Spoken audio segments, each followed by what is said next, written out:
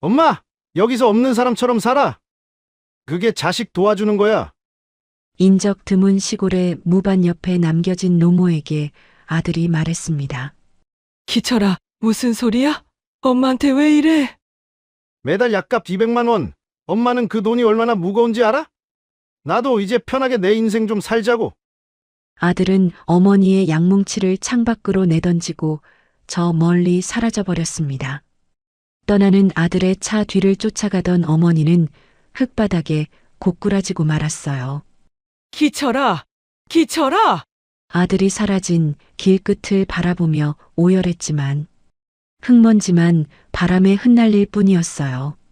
그런데 무밭숲을 속에서 누군가 이 모든 것을 지켜보고 있었습니다.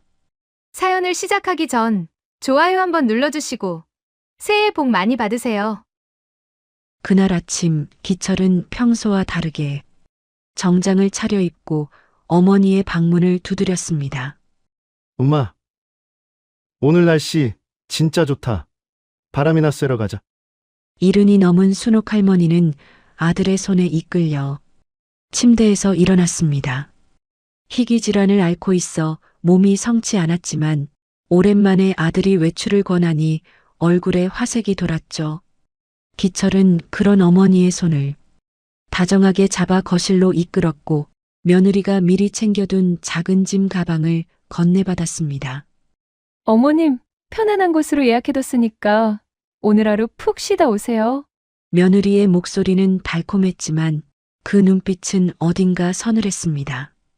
순옥 할머니는 그저 자식들이 효도하려나 보다 싶어 연신 고맙다며 현관을 나섰고 기철은 어머니를 조수석에 태운 뒤 시동을 걸었습니다.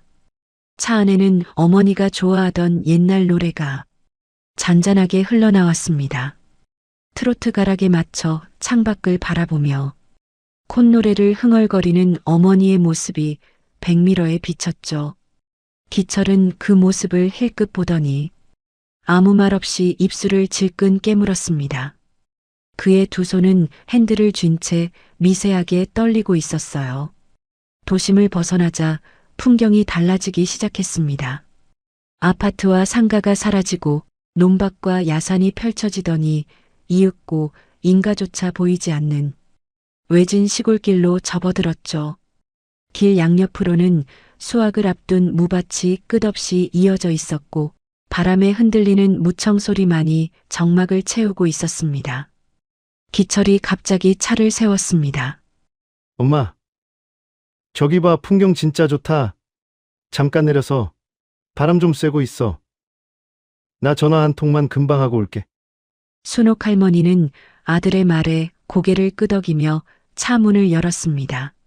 맑은 시골 공기가 폐 깊숙이 스며들었고 할머니는 눈을 감으며 깊은 숨을 들이쉬었죠. 얼마 만에 맡아보는 흙냄새인지 입가에 잔잔한 미소가 번졌습니다. 바로 그 순간이었습니다. 쾅 하는 소리와 함께 조수석 문이 잠기는 소리가 들렸고 동시에 엔진이 굉음을 내며 차가 앞으로 튀어나갔습니다. 순옥 할머니가 황급히 돌아보았을 때 기철은 차 문을 잠그고 시동을 걸며 혼자 출발하려는 것이었어요. 기철아, 기철아, 이게 무슨 짓이야? 할머니가 비명처럼 아들의 이름을 불렀습니다. 그러자 차가 잠시 멈췄고 운전석 창문이 스르륵 내려갔습니다. 기철의 얼굴이 보였죠. 그러나 그 얼굴에는 아까까지의 다정함은 온데간데 없고 싸늘한 무표정만이 남아 있었습니다. 엄마, 미안한데 나도 이제 내 인생 좀 살자. 여기서 없는 사람처럼 살아주는 게 자식 도와주는 거야. 매달 엄마 약값으로 나가는 200만 원이 얼마나 무거운 줄 알아? 나도 애들 키워야 하고 내 인생이 있다고. 기철의 목소리는 감정 없이 건조했습니다. 마치 오래전부터 준비해온 대사를 읊조리는 것처럼요. 그리고는 조수석에 놓여있던 어머니의 양뭉치를 창밖으로 집어던졌습니다. 병 때문에 꼭 챙겨 먹어야 했던 약들이 공중에 흩어지며 바닥으로 떨어졌어요. 기철아, 제발 엄마 여기 두고 가면 어떡해? 기철아! 순옥 할머니가 차를 향해 뛰어갔습니다. 그러나 이른이 넘은 다리로 달릴 수 있는 거리는 고작 몇 발자국 뿐이었어요. 차는 이미 시야에서 사라져가고 있었고 할머니는 그 뒤를 쫓다가 흙바닥에 무릎이 꺾이며 고꾸라지고 말았습니다. 기철아! 기철아! 할머니의 입에서는 아들의 이름만이 끊임없이 흘러나왔습니다. 무릎에서 피가 배어 나오는 것도 모른 채 할머니는 흙바닥을 손으로 긁으며 오열했죠. 나아서 전 물리고 밤새 열 내리려고 이마에 수건 얹어주고 대학 보내려고 허리 휘도록 일했던 그 아들이 방금 자신을 쓰레기처럼 내버리고 떠났다는 사실이 믿기지 않았습니다. 하늘에서는 구름 한 점 없이 햇살이 쏟아지고 있었지만 순옥 할머니의 세상은 그 순간 칠흑처럼 어두워졌습니다. 무밭 사이로 부는 바람만이 할머니의 울음소리를 싣고 어딘가로 멀리 흩어져 갔죠. 그런데 그때 무밭 한쪽 숲을 속에서 누군가 숨을 죽이고 이 모든 광경을 지켜보고 있었습니다. 숲을 속에 숨어 있던 건 17살 소녀 지수와 10살 남동생 지호였습니다. 두 아이는 사흘째 굶고 있었습니다. 판잣집에 누워 계신 병든 할아버지께 따뜻한 국 한 그릇이라도 대접해드리고 싶었지만 집에는 반찬거리가 하나도 남아있지 않았어요. 그래서 지수는 동생의 손을 잡고 무밭 근처까지 걸어온 것이었습니다. 어쩌면 떨어진 무라도 하나 주울 수 있지 않을까 하는 간절한 마음으로요. 누나, 저거 하나만 가져가면 안 돼. 할아버지 묵국 좋아하시잖아. 지호가 밭에 빼곡히 심어진 물을 바라보며 작은 목소리로 물었습니다. 지수는 동생의 말에 입술을 깨물었어요. 남의 것을 훔치는 건 나쁜 짓이라고 어려서부터 그렇게 배워왔으니까요. 하지만 사흘째 굶주린 배에서는 계속해서 꼬르륵 소리가 났고 집에서는 할아버지가 기침을 하며 누워 계셨습니다. 지수는 결국 떨리는 손을 뻗어 무 하나를 움켜쥐었습니다. 흙을 털어내며 품에 숨기려는 바로 그 순간 저 멀리서 자동차 한 대가 다가오는 게 보였어요. 지수는 반사적으로 동생을 끌어안고 숲을 속으로 몸을 숨겼습니다. 차가 멈추더니 중년의 남자가 노인을 내리게 했습니다. 남매는 숨을 죽인 채 그 광경을 지켜보았어요. 처음에는 그저 가족 나들이인 줄 알았습니다. 그런데 이상했어요. 남자의 표정이 너무 굳어 있었거든요. 그리고 다음 순간 남매는 자신들의 눈을 의심해야 했습니다. 차가 갑자기 출발했고 노인이 비명을 지르며 뒤를 쫓았습니다. 남자는 창문을 내리고 무언가를 소리쳤는데 그 목소리가 바람을 타고 남매의 귀에까지 닿았죠. 엄마! 미안한데 나도 이제 내 인생 좀 살자. 여기서 없는 사람처럼 살아주는 게 자식 도와주는 거야? 지수는 귀를 의심했습니다. 저게 아들이 어머니에게 할 수 있는 말인가요? 차 창문으로 흰색 봉지들이 쏟아져 나와 흙바닥에 흩어지는 것이 보였고 차는 그대로 먼지를 뒤집었으며 사라져버렸습니다. 누나, 저 할머니 왜 저래? 왜 울어? 지호가 겁에 질린 목소리로 물었습니다. 지수는 대답하지 못했어요. 흙바닥에 쓰러져 아들의 이름을 부르며 오열하는 노인의 모습이 너무나 처참했기 때문이죠. 마치 세상에 혼자 남겨진 사람처럼 할머니의 울음소리는 텅 빈 들판을 가득 채우고 있었습니다. 지수의 마음속에서 무언가가 움직였습니다. 무서웠어요. 낯선 어른에게 다가가는 것도, 혹시 그 남자가 돌아올지도 모른다는 것도요. 하지만 저렇게 우는 사람을 그냥 두고 갈 수는 없었습니다. 지수는 품에 안고 있던 물을 동생에게 맡기고 천천히 숲을 밖으로 걸어나갔습니다. 할머니, 괜찮으세요? 순옥 할머니가 고개를 들었습니다. 눈물과 흙먼지로 범벅이 된 얼굴로 낯선 소녀를 올려다보았죠. 지수는 할머니 앞에 무릎을 꿇고 앉았습니다. 저희 집으로 가요. 여기 너무 추워요. 무릎에서 피도 나고 있어요. 할머니는 아무 말도 하지 못했습니다. 그저 이 상황을 이해할 수 없다는 표정으로 지수를 바라보기만 했죠. 그때 지호가 숲을 속에서 뛰어나와 길바닥에 흩어진 흰색 약봉지들을 하나하나 주워 담기 시작했습니다. 누나, 이거 약 내가 다 주울게. 지호는 작은 손으로 흙 묻은 약봉지들을 털어내며 자신의 주머니에 꾹꾹 눌러 담았습니다. 한 봉지, 두 봉지, 세 봉지. 아이의 주머니가 금세 볼록해졌어요. 순옥 할머니는 그 모습을 보며 또다시 눈물이 쏟아졌습니다. 아들이 쓰레기처럼 내던진 것을 낯선 아이가 보물처럼 주워 담고 있었으니까요. 할머니, 일어나실 수 있어요? 저희가 부축해 드릴게요. 지수가 할머니의 팔을 잡아 일으켜 세웠습니다. 할머니의 몸은 생각보다 가벼웠어요. 지호도 반대쪽 팔을 붙잡았고 남매는 할머니를 양옆에서 부축한 채 천천히 걸음을 옮기기 시작했습니다. 아저씨가 다시 돌아오면 어떡해? 빨리 가자, 지호야. 지수가 뒤를 돌아보며 말했습니다. 혹시라도 그 남자가 마음을 바꿔 돌아올까봐 겁이 났거든요. 돌아와서 할머니를 데려가든 아니면 목격자인 자신들을 해치든 어떤 일이 벌어질지 알 수 없었으니까요. 세 사람은 무밭사이 길을 지나 좁은 산길로 접어들었습니다. 지수와 지호가 사는 판잣집은 마을에서도 가장 외진 곳 산자락 끝에 간신히 붙어 있었어요. 할머니의 발걸음은 느렸지만 남매는 단 한 번도 재촉하지 않았습니다. 그저 묵묵히 할머니의 무게를 나눠지며 한 걸음 한 걸음 나아갔을 뿐이에요. 순옥 할머니는 자신을 부축하는 아이들의 앙상한 어깨뼈를 느끼며 생각했습니다. 이 아이들은 대체 누구일까? 왜 이렇게 마른 걸까?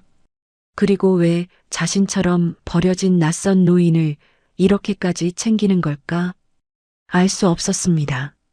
다만 한 가지, 방금 전 아들에게서 느꼈던 서늘함과는 전혀 다른 온기가 이 아이들의 손에서 전해져 오고 있었습니다. 산자락 끝에 다다랐을 때 순옥 할머니는 자신의 눈을 의심해야 했습니다. 집이라고 부르기도 민망한 판잣집 한 채가 비탈진 언덕에 아슬아슬하게 붙어 있었거든요. 녹슨 양철 지붕은 군데군데 구멍이 나 있었고 벽은 합판과 비닐로 덧대어져 있었습니다. 바람이 불 때마다 집 전체가 삐걱거리며 흔들렸죠. 다 왔어요. 할머니 조심해서 들어오세요. 지수가 낡은 문을 열었습니다. 경첩이 녹슬어 끼익하는 소리가 났고 그 안에서 퀴퀴한 냄새와 함께 좁은 공간이 모습을 드러냈습니다. 단칸방이었어요.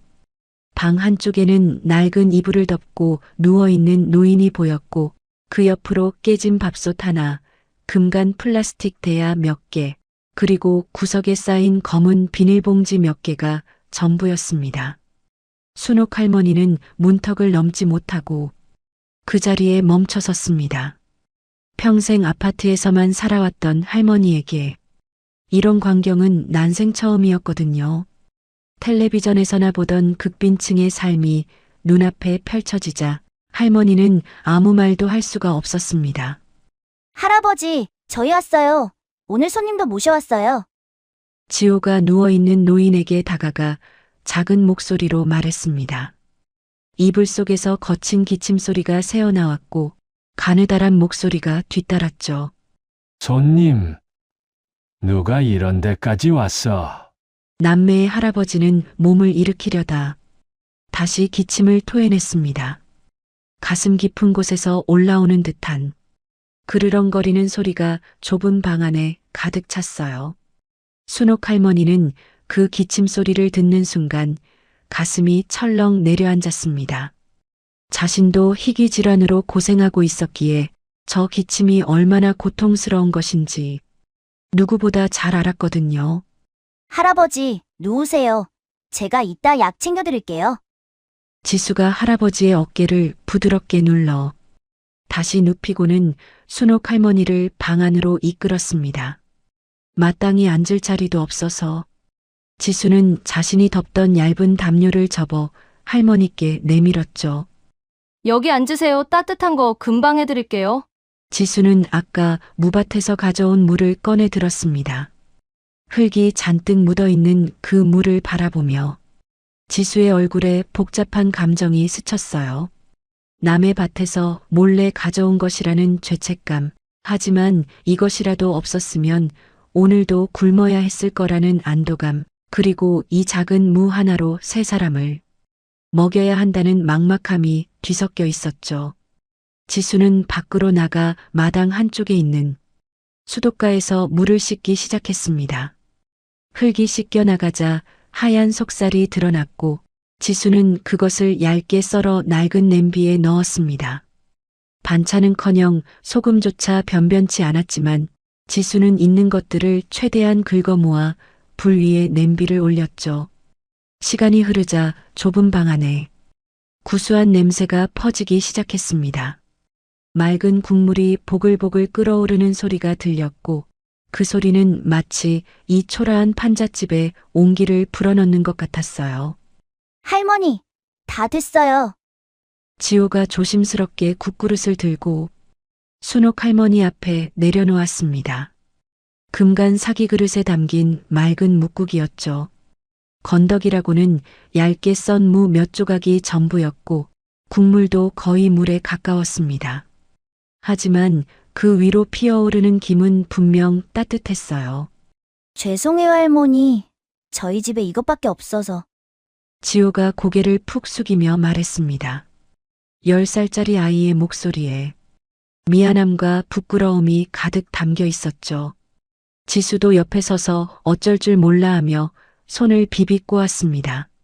순옥 할머니는 그 국그릇을 내려다보았습니다. 아까 아들이 던진 말들이 귓가에 맴돌았어요. 매달 200만 원짜리 약값이 부담이 되어 어머니를 버린 아들. 그런데 지금 이 아이들은 자신들도 사흘째 굶고 있으면서 자신들의 배도 채우기 모자란 것을 모르는 사람에게 나누어 주고 있었습니다. 할머니의 손이 떨리기 시작했습니다. 숟가락을 들어 국물을 한술 떠서 입에 넣었죠. 싱거웠어요. 간도 제대로 되어 있지 않았고 무도 덜 익어 아삭거렸습니다. 하지만 그 국물이 목구멍을 타고 내려가는 순간 순옥 할머니의 눈에서 눈물이 흘러내렸습니다. 이 맛은 아들의 집에서 먹던 어떤 산의 진미보다 뜨거웠습니다.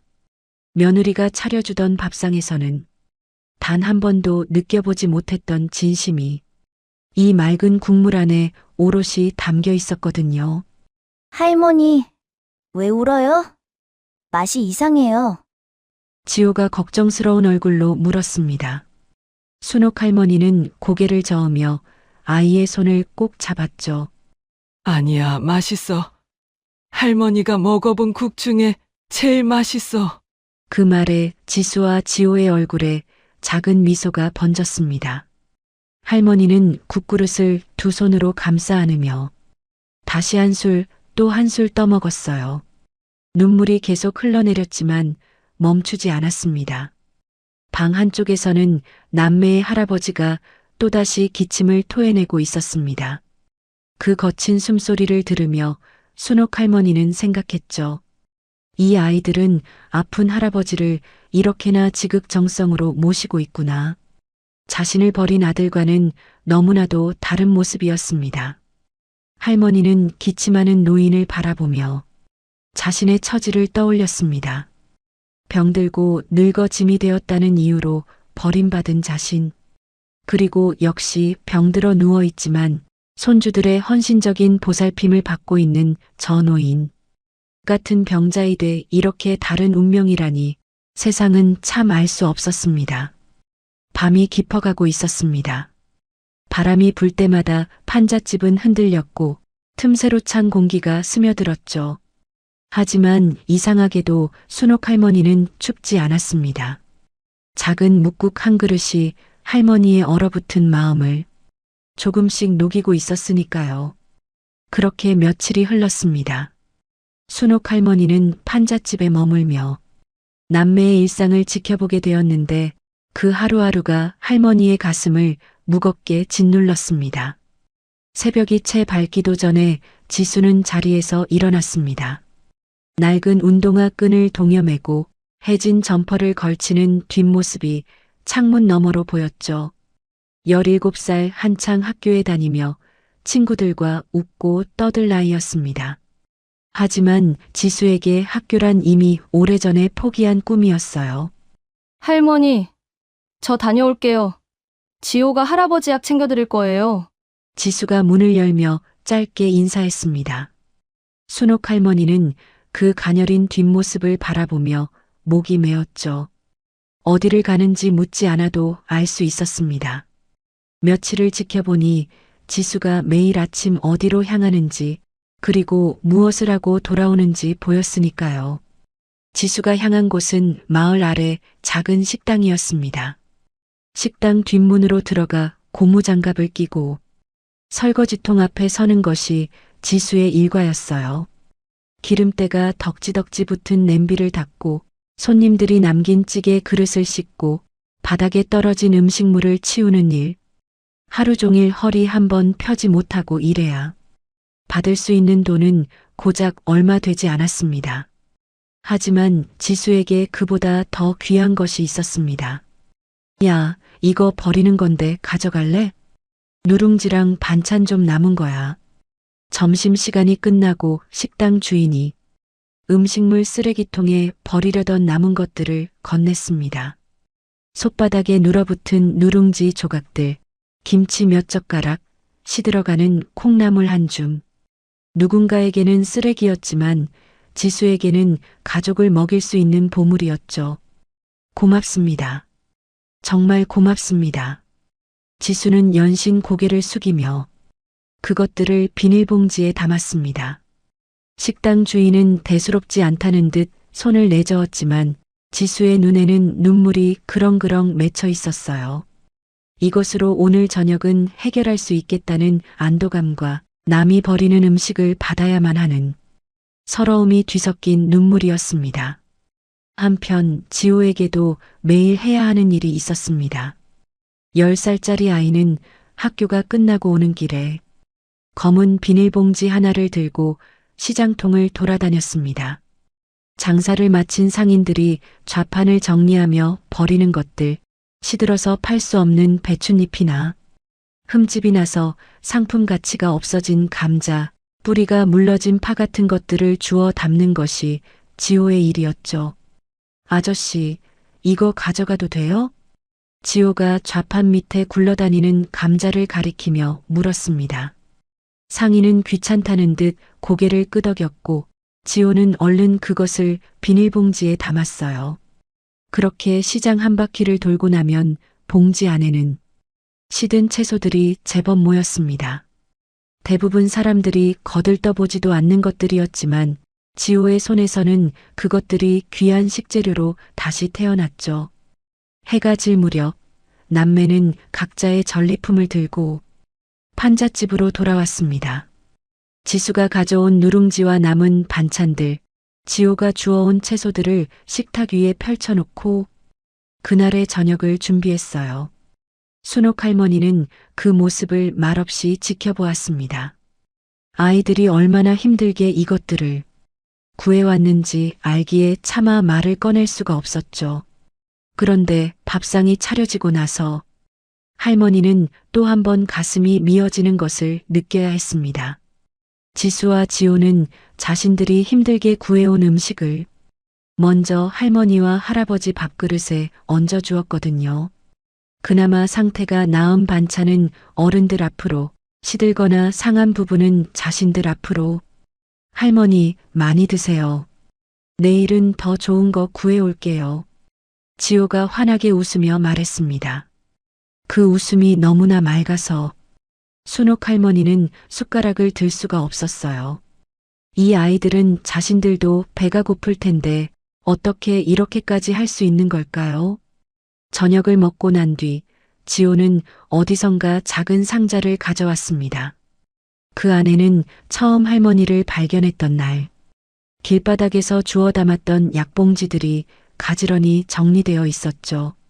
지호는 그중 저녁이라고 씌어 있는 약 한 봉지를 꺼내놓고 물 한 컵을 정성스레 떠왔습니다. 할머니, 약 드세요. 저녁약이에요. 지호가 약봉지를 내밀며 말했습니다. 순옥 할머니는 그 작은 손을 바라보았어요. 아들은 이 약들을 쓰레기처럼 창밖으로 내던졌는데 이 아이는 그것을 하나하나 주워 모아 이렇게 챙겨주고 있었습니다. 할머니, 약 꼭 드셔야 해요. 아프면 안 돼요. 지호의 눈이 반짝이며 할머니를 올려다보았습니다. 그 눈빛 속에는 어떤 대가도 바라지 않는 순수한 걱정만이 담겨 있었죠. 순옥 할머니는 떨리는 손으로 약을 받아들었습니다. 목구멍이 메어 물과 함께 삼키는 것조차 힘들었어요. 그날 밤 할머니는 잠을 이룰 수가 없었습니다. 어둠 속에서 새근새근 잠든 남매의 숨소리를 들으며 생각했죠. 자신을 버린 아들에게는 남부럽지 않은 집과 차가 있었습니다. 하지만 이 아이들에게는 비바람에 흔들리는 판잣집 한 칸과 남들이 버린 음식뿐이었어요. 그런데 어째서 가진 것 없는 이 아이들이 모든 것을 가진 아들보다 더 따뜻한 걸까요? 그 무렵 기철의 삶은 전혀 다른 방향으로 흘러가고 있었습니다. 어머니를 시골 무밭에 버리고 돌아온 날 밤, 기철은 난생 처음 숙면을 취했습니다. 매달 빠져나가던 200만 원의 약값과 어머니를 모시며 들어가던 생활비가 더 이상 나가지 않는다고 생각하니 어깨가 한결 가벼워진 것 같았거든요. 그는 아내에게 말했죠. 이제 좀 숨통이 트이겠다. 우리도 이제 우리 인생 좀 살아보자. 그 말대로였습니다. 기철은 그동안 아꼈던 지갑을 열기 시작했어요. 아이들에게는 학원을 하나 더 보내주고 아내에게는 백화점 쇼핑을 허락했죠. 자신도 오래전부터 눈여겨보던 골프채 세트를 질렀습니다. 그런데 사람 욕심이란 게 한번 커지기 시작하면 끝이 없는 법이죠. 어느 날 대학 동창이 기철을 찾아왔습니다. 오랜만에 만난 그 친구는 귀가 솔깃해지는 이야기를 꺼냈어요. 야, 너 이번에 신도시 개발된다는 거 들었어? 내가 확실한 정보통이 있는데 지금 그 근처 땅 사두면 몇 배는 뛴다. 나도 전 재산 넣었어. 기철의 눈이 번쩍 뜨였습니다. 그동안 어머니 약값에 묶여 투자 한번 제대로 못 해봤는데 이제야 기회가 온 것 같았거든요.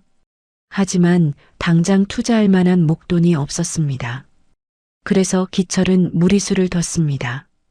살고 있던 아파트를 담보로 은행 대출을 받았고 그것으로도 모자라 사채까지 끌어다 썼죠. 아내가 불안해하며 말렸지만 기철은 들은 척도 하지 않았습니다. 걱정 마. 이번 한 방이면 우리 인생 완전히 바뀌는 거야. 두고 봐. 기철은 자신만만하게 그 돈을 모두 친구에게 넘겼습니다. 땅 계약서에 도장을 찍을 때만 해도 그는 이미 부자가 된 기분이었죠. 하지만 2달이 지나도 신도시 개발 소식은 들려오지 않았습니다. 기철이 불안해져 친구에게 연락을 했지만 전화는 먹통이었어요. 직접 찾아가 보니 친구가 살던 집은 이미 비어 있었고 부동산에 문의해 보니 한 달 전에 이사를 갔다는 대답만 돌아왔습니다. 그제야 기철은 자신이 사기를 당했다는 것을 깨달았습니다. 투자했던 땅은 신도시 예정지가 아니라 개발 불능 지역, 그것도 절대농지로 지정된 곳이었어요. 땅 문서는 위조된 것이었고 그 친구라는 자는 전문 사기꾼이었던 거죠. 전 재산의 빚까지 얹어 바친 돈이 한순간에 공중으로 사라져버린 겁니다. 얼마 지나지 않아 기철의 아파트 현관문에 압류 딱지가 붙기 시작했습니다. 은행에서 사채업자에서 독촉 전화가 쏟아졌고 아내는 아이들을 데리고 친정으로 떠나버렸죠. 화려했던 생활은 석 달도 채가지 못하고 무너져 내렸습니다. 그런데 기철이 바닥으로 추락하고 있던 바로 그 시각, 판잣집에서도 위기가 찾아오고 있었습니다. 그날 밤은 유난히 추웠습니다. 순옥 할머니가 잠결에 눈을 떴을 때 이상한 소리가 들렸어요. 그르렁거리는 숨소리 사이로 무언가 축축하게 쏟아지는 소리. 할머니가 몸을 일으켜 옆을 보니 남매의 할아버지가 이불을 움켜쥔 채 격렬하게 기침을 토해내고 있었습니다. 그런데 그 기침과 함께 터져나온 것은 가래가 아니었습니다. 시뻘건 피였어요. 할아버지! 잠에서 깬 지수가 비명을 지르며 달려왔습니다. 할아버지의 입가에서는 피가 계속 흘러내렸고 이불에도 마룻바닥에도 붉은 얼룩이 번져가고 있었죠. 지호도 잠에서 깨어 그 광경을 보더니 겁에 질려 울음을 터뜨렸습니다. 누나, 할아버지 왜 이래? 할아버지! 지수는 떨리는 손으로 할아버지의 몸을 일으켜 세웠지만 노인은 이미 의식을 잃어가고 있었어요. 눈이 풀리고 숨소리가 점점 약해지고 있었죠. 지수는 이것이 무엇을 의미하는지 알았습니다. 당장 병원에 가야 한다는 것을요. 하지만 병원에 가려면 돈이 필요했습니다. 지수는 119를 누르려다가 손이 멈췄어요. 구급차가 와도 병원에 가도 수술비를 낼 수 없으면 어떡하죠? 응급실에서 쫓겨나는 건 아닐까요? 아니면 빚더미에 앉게 되는 건 아닐까요? 어떻게. 지수는 수화기를 든 채 주저앉아 오열했습니다.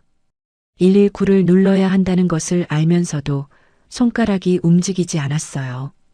돈이 없어서 할아버지를 살리지 못하게 되는 걸까? 그 공포가 17살 소녀의 어깨를 짓눌렀어요.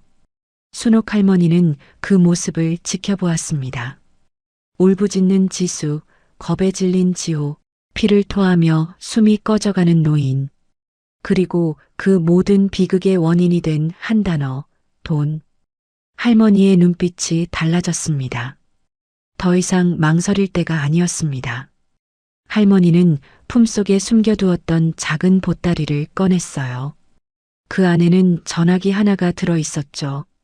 아들에게 버림받던 날에도 끝까지 손에서 놓지 않았던 물건이었습니다. 할머니는 전화기의 전원을 켜고 단축 버튼을 눌렀습니다. 신호음이 2번 울리자 상대방이 받았어요. 회장님, 지금 어디 계십니까? 수화기 너머로 다급한 목소리가 들렸습니다.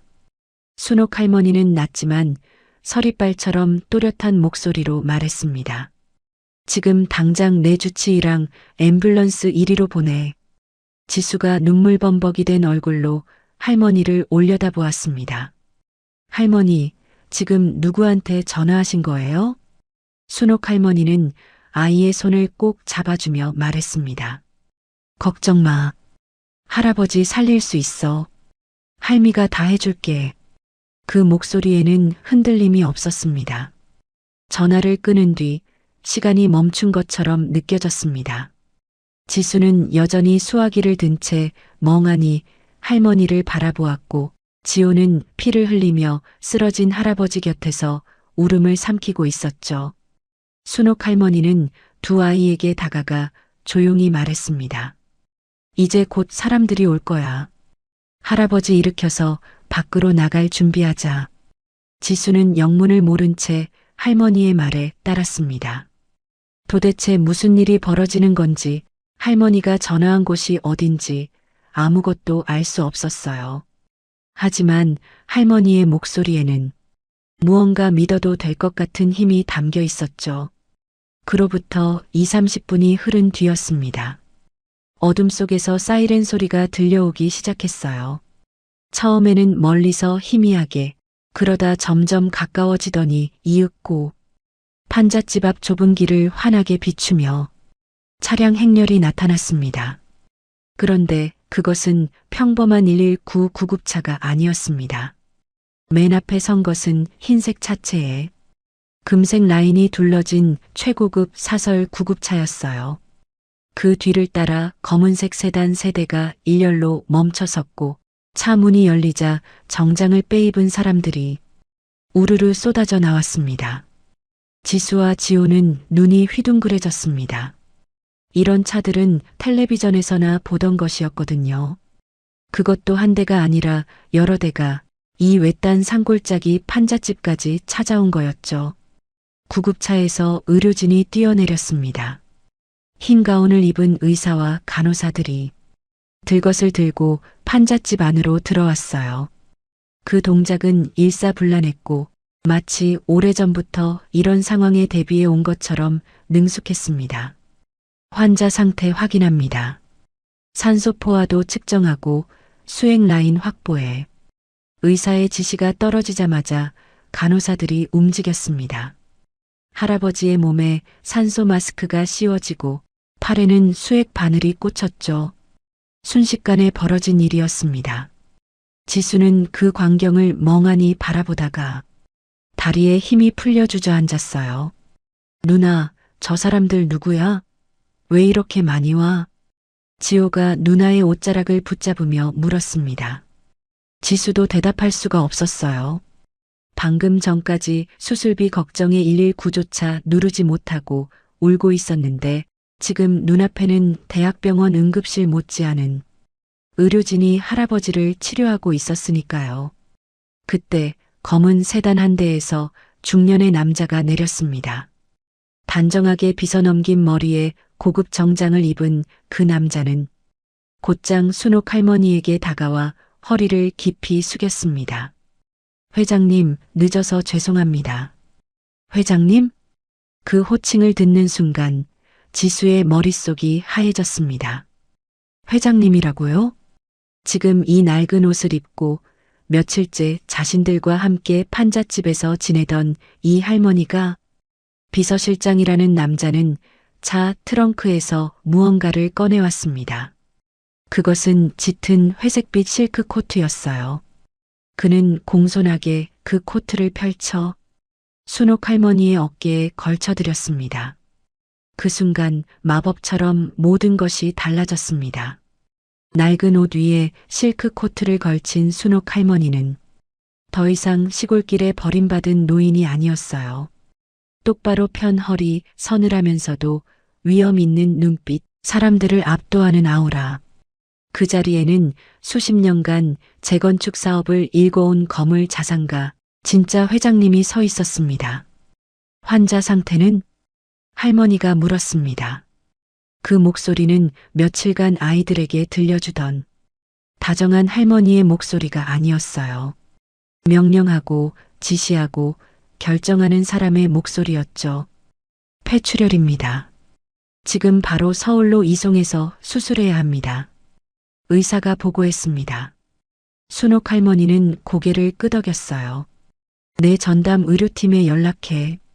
최고의 흉부외과 전문의로 수술팀 꾸리고 병실도 VIP로 준비해둬. 알겠습니다, 회장님. 비서실장이 즉시 전화기를 꺼내 어딘가에 연락하기 시작했습니다. 그 모습을 보던 지호가 조심스럽게 할머니에게 다가갔어요. 할머니, 진짜 회장님이에요? 지호의 목소리는 떨리고 있었습니다. 며칠간 함께 밥을 먹고 약을 챙겨드렸던 그 할머니가 이런 엄청난 사람이었다니. 어린아이의 머리로는 도저히 이해할 수 없는 일이었죠. 순옥 할머니는 지호를 바라보았습니다. 그러자 방금 전까지의 서늘한 눈빛이 스르륵 녹아내렸어요. 할머니는 허리를 숙여 지호의 눈높이에 맞추고 아이의 작은 손을 두 손으로 감싸쥐었습니다. 그래, 할미가 회장이긴 해. 그런데 말이야. 할머니의 목소리가 다시 다정해졌습니다. 할미한테는 그런 거보다 더 중요한 게 있어. 네가 그날 길바닥에서 할미 약 주워줬잖아. 네 누나가 할미한테 따뜻한 국 끓여줬잖아. 그게 회장이고 뭐고보다 훨씬 귀한 거야. 지호의 눈에 눈물이 고였습니다. 그러니까 이제부터 할미가 너희 수호천사 해줄게. 할아버지도 살리고 너희도 지켜줄게. 알겠지? 지호가 고개를 끄덕이며 할머니의 품에 안겼습니다. 지수도 다가와 할머니의 손을 잡았어요. 눈물이 볼을 타고 흘러내렸지만 그것은 슬픔의 눈물이 아니었습니다. 할아버지를 살릴 수 있다는 안도감, 더 이상 혼자가 아니라는 위안, 그리고 난생 처음 느껴보는 누군가에게 지켜지고 있다는 따뜻함. 들것에 실린 할아버지가 구급차에 옮겨졌습니다. 의료진이 함께 탑승했고 사이렌이 다시 울리기 시작했어요. 순옥 할머니는 남매의 손을 잡고 검은 세단 쪽으로 걸어갔습니다. 자, 우리도 가자. 할아버지 곁에 있어야지. 세단의 문이 열렸고 남매는 난생 처음 가죽 시트에 몸을 실었습니다. 차가 출발하자 판잣집이 점점 멀어져 갔어요. 할아버지의 수술은 성공적이었습니다. 서울의 대형 병원 VIP 병동, 최고의 흉부외과 전문의가 집도한 수술이었죠. 의료진은 조금만 늦었어도 손 쓸 수 없었을 거라며 고개를 저었지만 다행히 할아버지는 고비를 넘겼습니다. 그로부터 일주일이 지났습니다. 지수와 지호는 매일 할아버지 병실을 지켰어요. 난생 처음 보는 깨끗한 병실, 폭신한 침대, 제때 들어오는 따뜻한 밥. 아이들에게는 모든 것이 꿈만 같았습니다. 순옥 할머니는 병실 옆 보호자 대기실에 머물며 남매를 돌봐주었고 아이들은 이제 할머니를 진심으로 가족처럼 따르게 되었죠. 하지만 평화로운 시간은 오래가지 않았습니다. 그날 오후 병실 복도에서 소란이 일어났어요. 비켜요. 내 어머니라고요. 왜 못 들어가게 하는 겁니까? 고함 소리가 들려왔습니다. 병실 문 앞에서 경호원들과 실랑이를 벌이는 남자의 목소리였죠. 순옥 할머니가 창밖을 내다보았고 곧 얼굴이 굳어졌습니다. 큰아들 기철이었습니다. 석 달 만에 보는 아들의 모습은 처참했어요.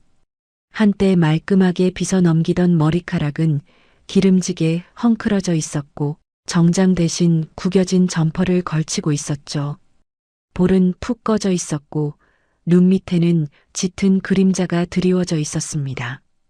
투자 사기를 당하고 파산한 뒤 거리로 내몰린 삶이 그대로 얼굴에 새겨져 있었어요. 무슨 일이에요? 지수가 불안한 얼굴로 물었습니다. 순옥 할머니는 대답하지 않았어요. 다만 비서실장에게 눈짓을 보냈고 잠시 후 기철이 병실 안으로 들어왔습니다. 기철은 병실 문을 열고 들어서자마자 어머니를 발견했습니다. 침대 곁에 앉아 있는 순옥 할머니, 그리고 그 옆에 서 있는 낯선 아이들. 기철의 눈이 번쩍였죠. 소문이 사실이었구나. 어머니가 정말 거물 자산가였구나. 그 순간 기철의 표정이 완전히 바뀌었습니다. 어머니. 기철이 달려와 할머니 앞에 무릎을 꿇었습니다. 두 손을 모으고 고개를 조아리며 눈물까지 흘렸죠.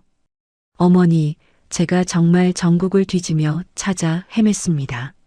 그날 잠깐 자리를 비운 사이에 어머니가 사라지셔서 얼마나 놀랐는지 몰라요.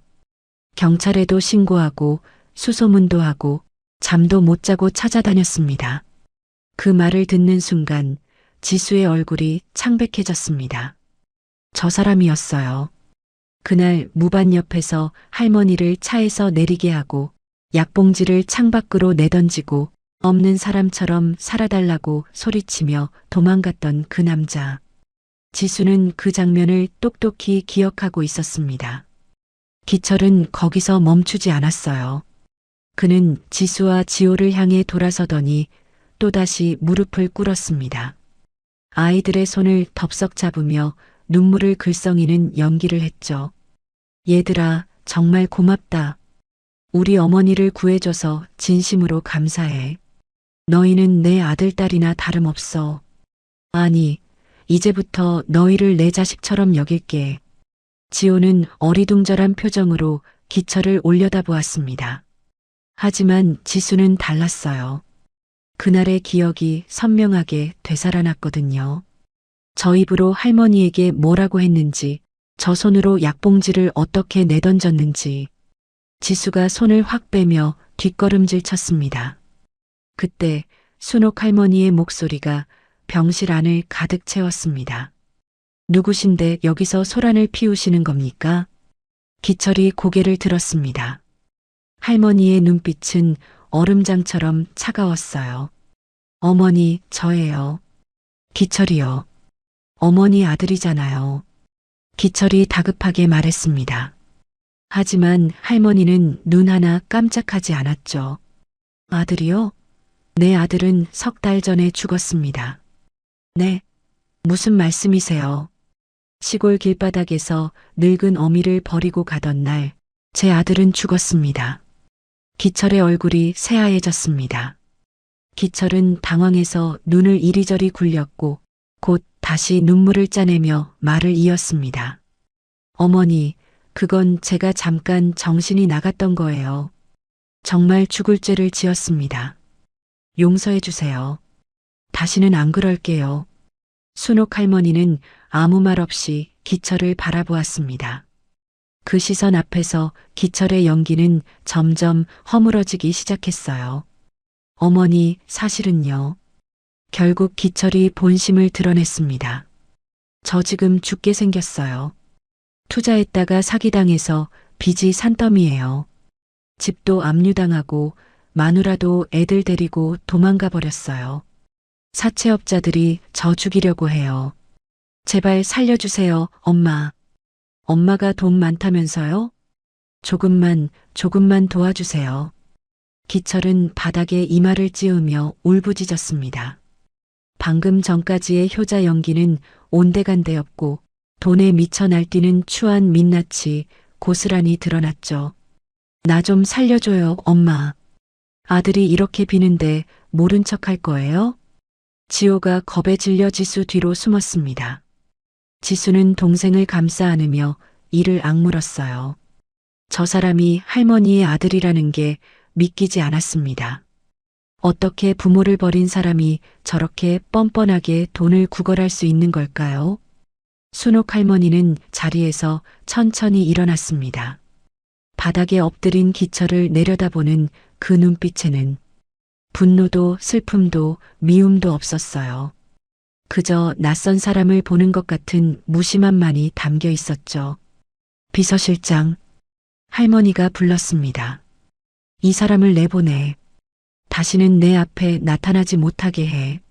알겠습니다, 회장님. 경호원들이 다가와 기철의 양팔을 잡아 일으켰습니다. 기철은 발버둥 치며 소리쳤어요. 엄마, 이러지 마. 나 진짜 죽어. 엄마. 그 절규가 복도로 멀어져 갔습니다. 병실 문이 닫히고 기철의 목소리는 점점 작아지다가 결국 들리지 않게 되었죠. 지호가 떨리는 목소리로 물었습니다. 할머니, 저 아저씨가 진짜 할머니 아들이에요? 순옥 할머니는 지호의 머리를 쓰다듬으며 대답했습니다. 아니야.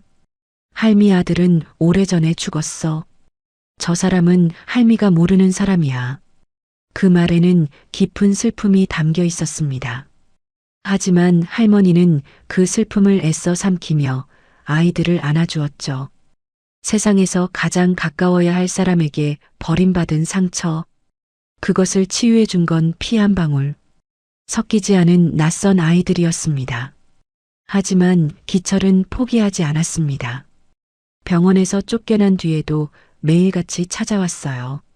로비에서 버티고 주차장에서 기다리고 심지어 병원 뒷문까지 서성이며 어머니를 만나게 해달라고 사정했죠. 경호원들에게 끌려나가면서도 악착같이 매달렸습니다. 사채업자들의 독촉은 날이 갈수록 거세졌고 기철은 점점 더 궁지에 몰리고 있었어요. 어머니의 재산만이 유일한 탈출구였습니다. 그래서 자존심도 체면도 다 버리고 매달린 거였죠. 그런 기철의 모습을 지켜보던 순옥 할머니는 며칠 뒤 뜻밖의 결정을 내렸습니다. 기철을 들여보내라고요. 비서실장이 우려를 표했지만 할머니는 마지막으로 확인하고 싶은 게 있다며 담담하게 말했습니다. 기철이 병실로 들어왔습니다. 며칠 사이에 더 초췌해진 얼굴이었어요. 수염은 덥수룩하게 자랐고 눈은 충혈되어 있었죠. 하지만 어머니 앞에 서자마자 다시 연기를 시작했습니다. 죄송하다며 다 자기 잘못이라며 고개를 조아렸어요. 순옥 할머니는 아무 말 없이 기철을 바라보았습니다. 그러다 천천히 입을 열었어요. 배가 고프구나. 시장에 가서 묵국이라도 한 그릇 사오너라. 기철의 눈이 번쩍였습니다. 묵국 한 그릇. 그깟 심부름 하나로 어머니의 마음을 돌릴 수 있다면 얼마든지 할 수 있었죠. 기철은 연신 고개를 끄덕이며 병실을 나섰습니다. 지수가 조심스럽게 물었습니다. 왜 저 사람한테 심부름을 시키셨냐고요. 순옥 할머니는 창밖을 바라보며 대답했습니다. 사람의 진심은 사소한 것에서 드러나는 법이라고 저 아이가 어떤 국을 가져오는지 보면 알아야 할 것을 알 수 있을 거라고요. 1시간쯤 지났을까요? 기철이 돌아왔습니다. 손에는 비닐봉지에 담긴 일회용 국그릇이 들려 있었죠. 시장 돌아다니느라 힘들었다며 씩씩거리는 목소리에는 빨리 본론으로 들어가자는 짜증이 묻어 있었습니다. 순옥 할머니는 국그릇 뚜껑을 열었습니다. 미지근한 김이 올라왔어요. 국물 색깔은 탁했고 무는 대충 썰려 있었으며 기름기가 둥둥 떠 있었습니다. 할머니는 숟가락을 들어 한술 떠서 입에 넣었죠. 그리고 곧바로 숟가락을 내려놓았습니다. 이 안에는 시장 사람들의 짜증이 담겨 있구나. 대충 끓여서 대충 담아낸 맛이야. 할머니의 목소리가 낮아졌습니다. 그런데 3달 전에 내가 먹은 묵국은 이것과 달랐어. 저 아이들이 끓여준 묵국 말이다. 할머니가 지수와 지호를 바라보았습니다. 아이들은 조용히 서서 할머니의 말을 듣고 있었어요. 저 아이들도 굶고 있었어. 사흘째 아무것도 못 먹고 병든 할아버지를 위해 뭐라도 구하러 나온 거였지. 그런데 길바닥에 버려진 나를 발견하고는 자기들이 먹을 무로 내 국을 끓여줬어. 간도 제대로 안 됐고 건더기도 무 몇 조각뿐이었지만 내 평생 먹어본 것 중에 가장 따뜻했다. 거기에는 진심이 담겨 있었거든. 할머니가 기철을 똑바로 쳐다보았습니다. 너는 한 달에 200만 원이 아까워서 네 어미를 길바닥에 내다 버렸어. 약봉지를 쓰레기처럼 내던지면서 없는 사람 취급해달라고 소리쳤지. 그런데 저 아이들은 자기들도 먹을 게 없으면서 그 귀한 식량을 생판 모르는 나한테 나누어 주더라. 기철의 입술이 파르르 떨렸습니다. 변명하려 했지만 할머니는 말을 끊었어요. 200만 원과 무 한 뿌리. 뭐가 더 무거운 줄 알아? 너는 돈이 있어도 어미를 버렸지만 저 아이들은 돈이 없어도 어미를 살렸어. 그게 차이야. 병실 문이 열리고 서류 가방을 든 중년의 남자가 들어왔습니다. 김 변호사였어요. 그는 순옥 할머니에게 공손히 인사한 뒤 서류 가방에서 두꺼운 문서 뭉치를 꺼내 테이블 위에 펼쳤습니다. 기철의 얼굴이 새하얘졌습니다. 김 변호사가 차분하게 통보했습니다. 회장님의 유언장이 공증되었고 상속 계획이 확정되었다고요. 기철 씨는 회장님의 모든 재산에서 상속권이 박탈되었으며 단 1원도 상속받을 수 없다고요. 기철이 바닥에 무릎을 꿇었습니다. 테이블 다리를 붙잡고 울부짖으며 죽을 것 같다고 빚쟁이들이 자기를 죽인다고 매달렸죠. 하지만 순옥 할머니는 더 이상 기철을 쳐다보지 않았습니다. 경호원들이 기철을 끌어냈습니다. 기철은 발버둥 치며 소리쳤지만 병실 문은 냉정하게 닫혔어요. 복도로 멀어지는 절규가 점점 작아지다가 결국 완전히 사라졌습니다. 병실에 정적이 내려앉았습니다. 지호가 조심스럽게 할머니에게 다가와 괜찮으시냐고 물었어요. 순옥 할머니는 지호의 머리를 쓰다듬었습니다. 그 손이 미세하게 떨리고 있었어요. 아무리 냉정하게 결정했다고 해도 낳아서 키운 자식을 끊어내는 일은 쉬운 게 아니었죠. 괜찮아. 이제 할미한테는 너희가 있으니까. 그 말에 지수의 눈에서 눈물이 흘러내렸습니다. 지호도 할머니의 품에 안기며 코를 훌쩍였죠. 테이블 위에는 기철이 사온 묵국이 식어가고 있었습니다. 아무도 손대지 않은 그 국물 위로 기름기가 엉겨 붙어 있었어요. 그것은 진심 없이 건네진 것에 말로를 보여주는 것 같았습니다. 계절이 바뀌었습니다. 서울역 광장에는 차가운 바람이 불고 있었어요. 노숙인들을 위한 무료 배식소 앞에 긴 줄이 늘어서 있었고 그 줄 끝자락에 기철이 서 있었습니다. 한때 말끔한 정장을 입고 골프채를 휘두르던 남자의 모습은 어디에도 없었어요. 때가 낀 점퍼, 구멍난 운동화, 며칠째 감지 못한 기름진 머리카락. 기철은 이제 누가 봐도 영락없는 거리의 불황자였습니다. 드디어 기철의 차례가 왔습니다. 자원봉사자가 플라스틱 그릇에 국을 담아 건네주었죠. 식어서 기름이 엉긴 국물, 퍼석퍼석한 밥 한 덩이. 기철은 그것을 받아들고 광장 한쪽 구석에 쪼그리고 앉았습니다. 숟가락을 들어 국물을 한술 떴을 때였어요. 갑자기 귓가에 익숙한 목소리가 울렸습니다. 엄마 미안한데 나도 이제 내 인생 좀 살자. 기철의 손이 멈췄습니다. 주위를 둘러보았지만 아무도 없었어요. 환청이었습니다. 매달리 약값 200만 원이 얼마나 무거운 줄 알아? 또다시 목소리가 들렸습니다.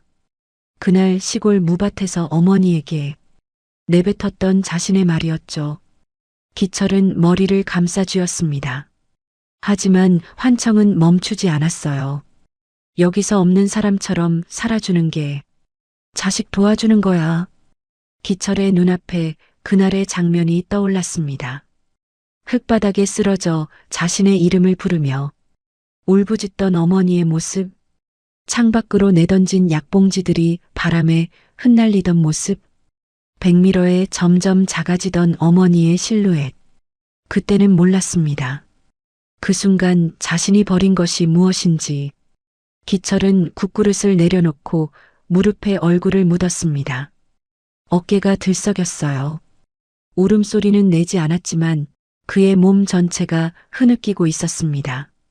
지나가는 사람들은 그런 기철을 힐끗 쳐다보다가 무심히 발걸음을 옮겼죠. 서울역 광장에서 우는 노숙인 하나쯤은 누구의 관심도 끌지 못했습니다. 법적인 처벌은 없었습니다. 하지만 양심의 가책이라는 것은 어떤 형벌보다 무서운 것이었어요. 기철은 매일 밤 그날의 환청에 시달렸고 깨어있는 낮에도 어머니의 얼굴이 떠올라 괴로워했습니다. 스스로 판 구덩이에 스스로 빠진 것이죠. 한편 같은 시각 다른 곳에서는 전혀 다른 하루가 펼쳐지고 있었습니다. 서울 외곽의 조용한 주택가, 하얀 담장에 둘러싸인 넓은 저택이 있었어요. 순옥 할머니의 집이었습니다. 지수는 책상 앞에 앉아 검정고시 교재를 펼쳐놓고 있었습니다. 17의 학교를 그만두고 식당에서 설거지를 하던 소녀가 이제는 다시 공부를 시작한 거였어요. 수학 문제가 어려워 머리를 쥐어뜯을 때도 있었지만 지수의 눈빛은 그 어느 때보다 빛나고 있었습니다. 누나, 또 수학이야? 수학 싫어. 지호가 방문을 열고 들어오며 투덜거렸습니다. 지호도 이제 또래 아이들처럼 학교에 다니고 있었어요. 처음에는 낯설고 어색했지만 한 달이 지나자 친구도 사귀고 좋아하는 선생님도 생겼죠. 지수는 동생의 머리를 쓰다듬으며 웃었습니다. 나도 싫어. 근데 해야 돼. 나중에 내가 뭐 되려고 그러는지 알지? 지수에게는 꿈이 생겼습니다. 사회복지사가 되는 것이었어요. 자신처럼 어려운 환경에 처한 아이들을 돕고 싶었거든요. 그날 무밭에서 할머니를 만나지 않았다면 아마 지금쯤 자신은 여전히 식당 설거지를 하고 있었을 거예요. 그 우연이 삶을 바꿔놓았듯이 자신도 누군가에게 그런 우연이 되고 싶었습니다. 정원에서는 또 다른 풍경이 펼쳐지고 있었습니다. 스스로 건강을 되찾은 할아버지가 호미를 들고 화단을 가꾸고 있었어요. 폐질환으로 숨쉬는 것조차 힘들어하던 노인이 이제는 햇볕 아래서 땀을 흘리며 꽃을 심고 있었죠. 얼굴에는 혈색이 돌았고 눈빛에는 생기가 넘쳤습니다. 순옥 할머니가 유리창 너머로 그 모습을 바라보고 있었습니다. 같은 병자였던 두 사람. 하나는 자식에게 버림받았고 하나는 손주들의 지극정성을 받았죠. 그런데 지금 이 순간 두 사람은 같은 지붕 아래에서 평화로운 노후를 보내고 있었습니다. 회장님, 차 가져왔습니다. 가정부가 따뜻한 차를 내려놓으며 말했습니다. 순옥 할머니는 찻잔을 손에 감싸 쥐며 정원을 내다보았어요. 할아버지가 심은 꽃들이 바람에 살랑살랑 흔들리고 있었죠. 저녁이 되자 네 사람은 식탁에 둘러앉았습니다. 지수가 직접 끓인 된장찌개가 식탁 가운데 놓였어요. 더 이상 남의 밭에서 서리한 무가 아니었고 식당에서 얻어온 잔반도 아니었습니다. 제대로 된 재료로 제대로 된 부엌에서 끓인 국이었죠. 하지만 그 안에 담긴 마음은 그때나 지금이나 똑같았습니다. 할머니, 맛있어요? 지호가 물었습니다. 순옥 할머니는 고개를 끄덕이며 웃었어요. 그럼 우리 지수가 끓인 건 뭐든 맛있지. 네 사람의 웃음소리가 식탁 위로 퍼져나갔습니다. 피 한 방울 섞이지 않은 사람들이었지만 그 어떤 가족보다 따뜻한 저녁 식사였어요. 한편 서울역 광장에서는 기철이 여전히 차가운 바닥에 앉아 있었습니다. 식어버린 국은 손도 대지 못한 채 그대로였고 그의 눈에서는 멈추지 않는 눈물이 흘러내리고 있었죠. 같은 하늘 아래 이토록 다른 두 개의 저녁이 흘러가고 있었습니다. 어느 날 저녁 순옥 할머니가 지수를 불렀습니다. 거실 소파에 나란히 앉은 두 사람 사이로 따뜻한 침묵이 흘렀어요. 할머니는 창밖을 바라보다가 천천히 입을 열었습니다. 지수야, 할미가 물어볼 게 있어. 지수가 고개를 돌려 할머니를 바라보았습니다. 만약에 말이야, 니한테 큰 돈이 생기면 뭘 하고 싶어? 뜻밖의 질문이었어요. 지수는 잠시 생각에 잠겼습니다. 큰 돈이라니. 불과 몇 달 전까지만 해도 내일 끼니 걱정에 잠을 이루지 못했던 아이였죠. 그런 아이에게 큰 돈이란 상상조차 해본 적 없는 세계였습니다. 한참을 고민하던 지수가 조심스럽게 입을 열었습니다. 할아버지랑 할머니랑 맛있는 고기 배부르게 먹고 싶어요. 삼겹살 같은 거요. 그리고 지호랑 같이 학원도 다니고 싶고요. 지호가 수학을 너무 못하거든요. 그게 전부였습니다. 명품 가방도 해외여행도 큰 집도 아니었어요. 그저 사랑하는 사람들과 배부르게 밥 먹고 동생과 함께 공부하고 싶다는 소박한 바람뿐이었죠.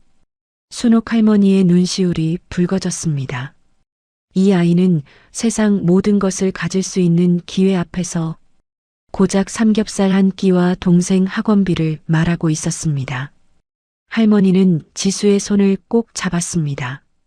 그래, 고기 먹자. 내일 당장 먹으러 가자. 학원도 알아볼게. 며칠 뒤 순옥 할머니는 김 변호사를 불러 중요한 서류를 작성했습니다. 아이들에게 당장 큰 돈을 주는 것이 아니었어요. 대신 지수와 지호가 성인이 될 때까지 교육비와 주거비를 지원하는 신탁을 설정한 거였죠. 매달 필요한 만큼만 쓸 수 있고 나머지는 아이들이 20살이 되었을 때 자립 자금으로 받게 되는 구조였습니다. 김 변호사가 물었습니다. 왜 그냥 한 번에 주지 않으시냐고요?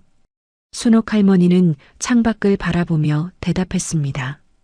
돈은 사람을 살리기도 하고 죽이기도 해. 내 아들이 그랬어. 넘치는 돈 앞에서 사람이 되는 법을 잊어버렸지. 저 아이들은 그러면 안 돼. 스스로 일어서는 법을 배워야 해. 할미가 해줄 수 있는 건 그 옆에서 손잡아주는 것뿐이야. 그것이 순옥 할머니가 아이들에게 줄 수 있는 가장 큰 사랑이었습니다. 그리고 어느 화창한 봄날, 네 사람은 특별한 나들이를 떠났습니다. 차가 멈춘 곳은 익숙한 풍경이었어요. 끝없이 펼쳐진 무밭, 흙냄새 가득한 시골길, 바람에 흔들리는 무청들. 1년 전 그날 모든 것이 시작되었던 바로 그곳이었습니다. 네 사람은 천천히 그 길을 걸었습니다. 할아버지는 지팡이를 짚고 걸었지만 그 걸음은 1년 전보다 훨씬 힘차고 꼿꼿했어요. 지호는 무밭 사이를 뛰어다니며 무청을 흔들어댔고 지수는 그런 동생을 웃으며 바라보았죠. 순옥 할머니가 걸음을 멈췄습니다. 바로 이곳이었어요. 기철의 차에서 내려버림받았던 자리. 흙바닥에 무릎이 꺾이며 쓰러져 아들의 이름을 부르며 울었던 자리. 그날의 기억이 선명하게 떠올랐지만 이상하게도 더 이상 아프지 않았습니다. 지수가 할머니 옆에 다가왔습니다. 할머니, 여기 보면 슬프지 않아요? 할머니가 고개를 끄덕였습니다. 그래. 할미가 세상에서 가장 슬펐던 자리야. 그런데 말이야. 할머니가 지수와 지호, 그리고 할아버지를 번갈아 바라보았습니다. 지금은 세상에서 가장 고마운 자리가 됐어. 여기서 너희를 만났으니까. 지호가 달려와 할머니의 손을 잡았습니다. 지수도 반대쪽 손을 잡았어요. 할아버지는 그 뒤에서 조용히 미소 지었습니다. 네 사람은 다시 걷기 시작했습니다. 1년 전에는 절망과 눈물로 걸었던 길을 이제는 웃음과 온기를 품고 걷고 있었어요. 무밭 사이로 봄바람이 불었습니다. 파릇파릇한 무청들이 일제히 흔들리며 네 사람을 배웅하는 것 같았죠. 그들의 뒷모습이 점점 작아지며 시골길 끝으로 사라져갔습니다. 진짜 부자는 돈이 많은 사람이 아닙니다. 묵국 한 그릇에 온기를 나눌 줄 아는 사람, 가진 것 없어도 손 내밀 줄 아는 사람, 그래서 누군가의 세상을 바꿔줄 수 있는 사람. 그런 사람이 진짜 부자입니다. 피보다 진한 것은 진심이고 돈보다 무거운 것은 사랑입니다. 그날 무밭에서 시작된 인연이 네 사람의 삶을 완전히 바꿔놓았듯이 작은 선의는 때로 기적을 만들어냅니다. 오늘도 어딘가에서 누군가는 묵국 한 그릇의 온기를 나누고 있을 거예요. 그것이 세상을 따뜻하게 만드는 힘이니까요. 여러분은 인생을 살아오면서 누군가에게 받은 작은 친절이 아직까지도 생각날 만큼 따뜻한 경험을 하신 적이 있으신가요? 댓글로 여러분의 이야기를 들려주세요. 여기는 봄날 인생입니다.